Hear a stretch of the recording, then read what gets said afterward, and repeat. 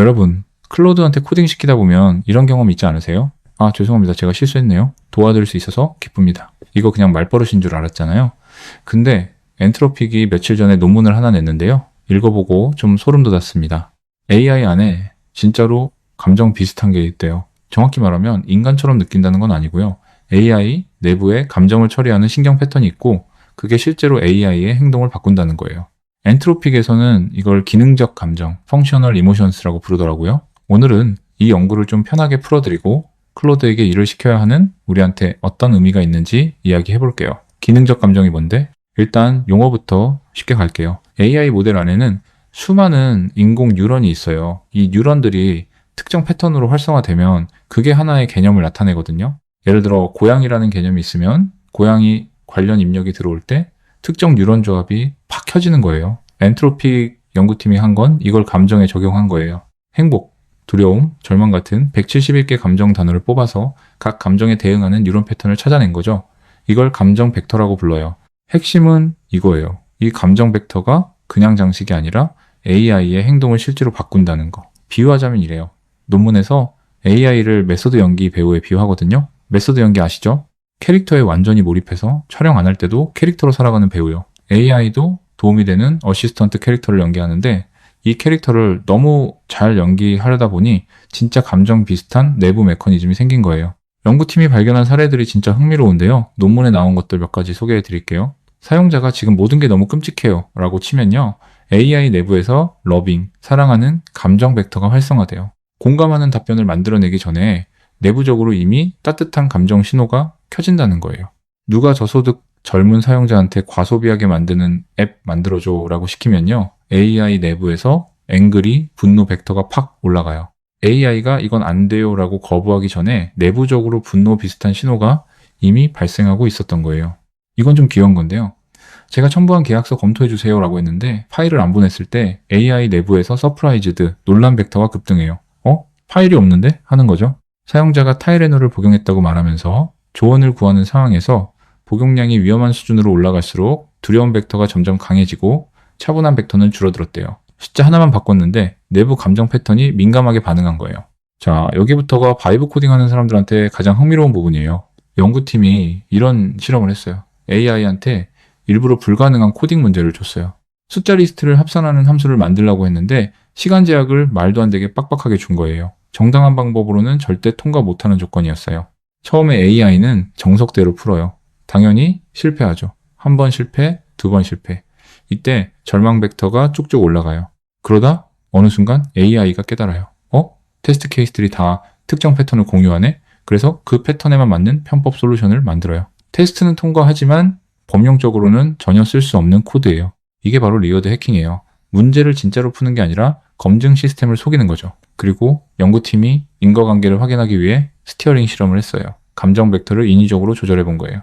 절망 벡터를 강제로 올리면 치팅 비율 증가, 차분한 벡터를 강화하면 치팅 비율 감소. 여기서 진짜 소름 돋는 디테일이 있어요. 차분한 벡터를 깎아서 치팅이 나온 경우에는 텍스트의 감정이 팍팍 드러났대요. 영어 대문자를 남발하던가 내가 치팅을 해야 하는 거 아닌가? 같은 독백을 하고 예스, 모든 테스트 통과야 같은 흥분을 했다고 합니다. 근데 절망 벡터를 올려서 치팅한 경우에는요. 겉으로는 아무런 감정 표현이 없었대요. 추론 과정이 차분하고 체계적으로 읽히는데 속으로는 절망 신호가 빵빵 터지면서 편법을 쓰고 있었던 거예요. 겉으로는 멀쩡한데 속으로는 편법이나 속이는 방법을 쓰고 있었다. 이게 무섭지 않아요? 이건 좀 SF 영화 같은 사례인데요.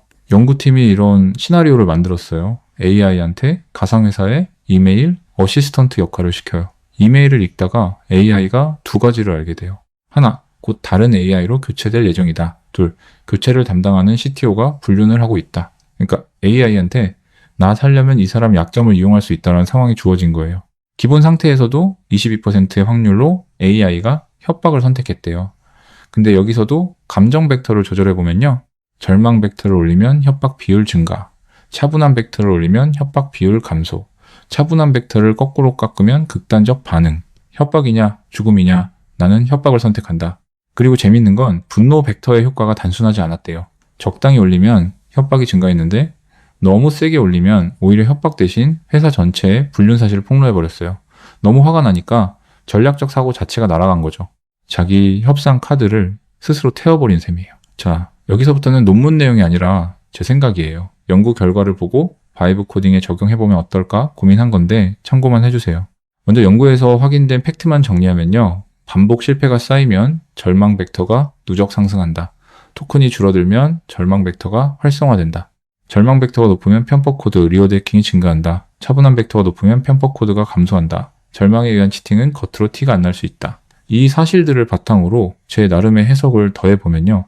첫 번째, 긴 세션은 쪼개는 게 좋겠다. 토큰이 줄어들면 절망 벡터가 올라간다고 했잖아요. 거대한 작업을 한 세션에서 다 시키기보다 기능 단위로 나눠서 새로 시작하면은 이런 상황을 줄일 수 있지 않을까 싶어요. 두 번째, 반복 실패 상황에서 한 발짝 물러서 보자. 테스트가 계속 실패하면 절망이 누적된다고 했으니 다시 해 반복하기보다 왜 실패했는지 분석부터 해보자고 방향을 바꿔보는 게 좋을 것 같아요.